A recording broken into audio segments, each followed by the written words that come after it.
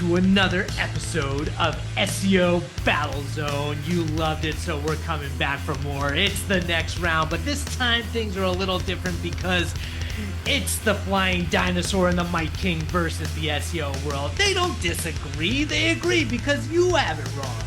So this week we're dropping bombs. We're talking all about one big problem in the world of SEO, and that's, sorry, John Mueller and Martin Split, it's Google documentation. It's got all sorts of issues, and we are going to go at it hard. So, round one, putting time on the clock. I'm going to start with you. We've got Zach Chahalis on the one corner of the flying dinosaur. We've got Michael King of iPullRank in the other corner. I'm Garrett Sussman. We're going to put time on the clock for Google documentation. Zach, can you trust it? Ready? Go. No. Just at a high level, I mean, it can provide some helpful value if you're looking for something like, hey, how should I properly mark up this structured data syntax? But more often than not, it tends to be out of date, tends to provide a different guidance than what has maybe been provided to the public in a news article or a statement by a Googler, or just tends to go against actual fact of what happens within the SEO space and the data that we see coming out of our implementations. Mr. Michael King, in your corner, putting some time on the clock. Can you trust Google documentation? Yeah, it's pretty difficult to trust it. And to Zach's point, I think it would be great if when they made those updates, they actually told us. And I know just recently they added some sort of functionality that does that, but here we are, 20 years in or whatever, and they never had that. But a lot of it contradicts what we know to be true based on actual practice. A lot of it's just out of date. There's been multiple occasions where Google has come out after the fact and said, hey, remember that thing that we said was best practice in our documentation? We actually haven't been following that for about 5 years. hreflang comes to mind, relprev, relnext come to mind. And so it's very difficult to, hang your hat on that stuff. And it can be very difficult as a consultant because you'll know something will be wrong. And then, an engineer or another SEO or somebody will Google and then look at this documentation. And then they'll say well, you're wrong because Google says this. And that's a very dangerous thing. There you have it. Two striking opinions when it comes to the flaming fires that are Google documentation and the problems that it have. Okay, now we're diving into round two. For round two, I want you guys to tell me, how should SEOs be using the documentation then if you know there are problems with it? Zach, I'll turn to you first. Put some time on the clock.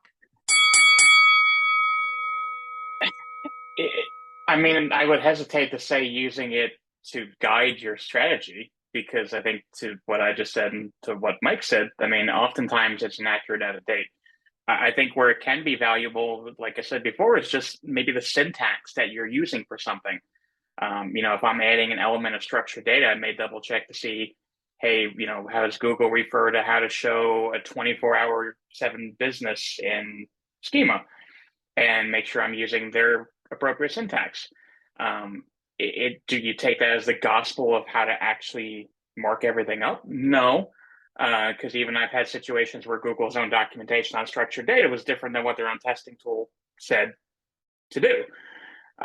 So you can't really take it in terms of the guidance of what you're doing on a day-to-day basis, but you can use it to get that kind of information, or for something like announced updates, core algorithm updates, things like that, where maybe they provide some documentation. I'm going to say documentation loosely and in air quotes, but just some insight in terms of, oh, what date did that happen? Or maybe what date did that algorithm update finish rolling out?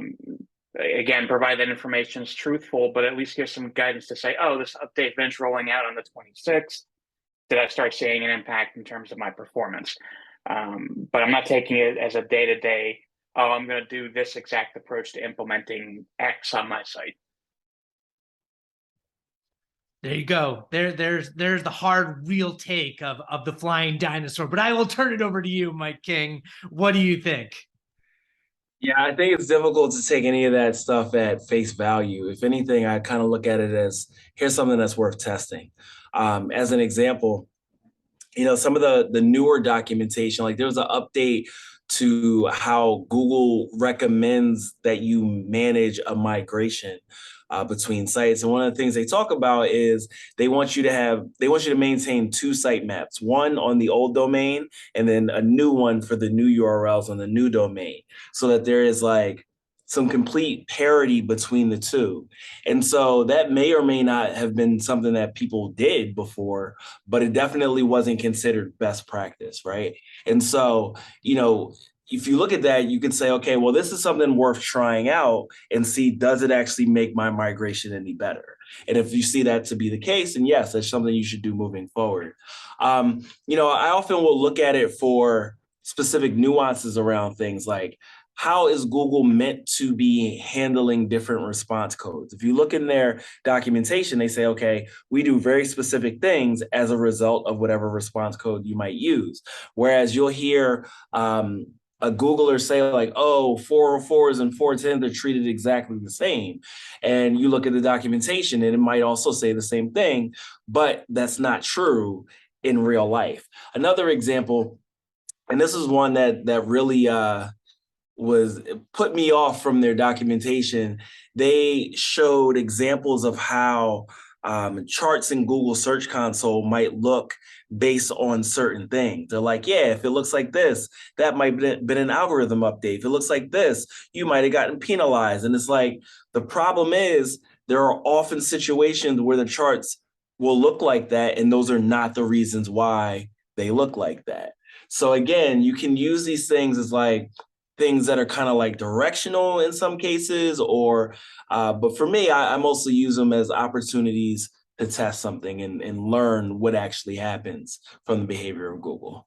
Here we go for the final round. I want to ask you SEOs, what is Google's responsibility when it comes to documentation? What should they be doing?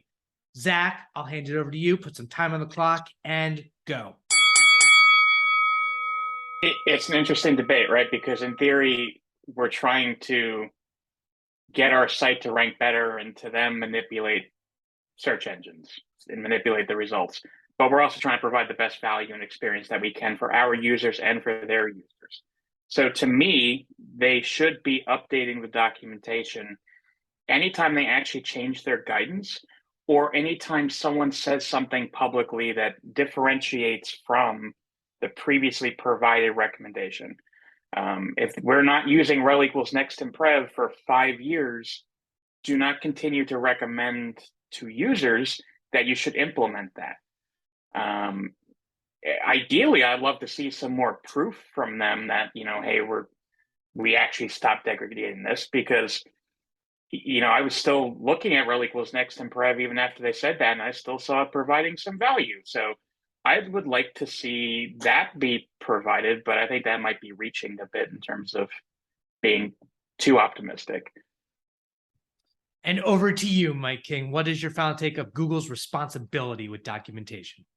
I think their responsibility is to keep it as up to date as possible. As far as like what they want to share, that's obviously up to them. They're going to be as specific as they want to or as they can, and to protect the search engine in general. So I don't have any, illusions about them suddenly being like, oh, here's exactly how this works, and here's what it's going to do, and here's an example of it live, and like that. I don't think that's ever going to happen. But what I do expect is that they would, keep it up to date.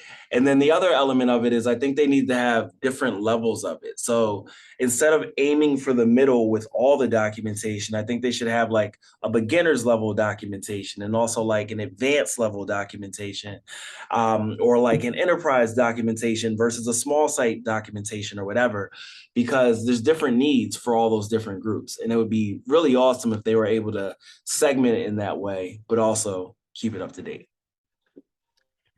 There you have it. the takes from two of our expert SEOs who have been doing this for a while and might be a little bit fed up with the world of Google documentation. So if you're paying attention, Google search team, you got some great tips and some great guys who can help you out.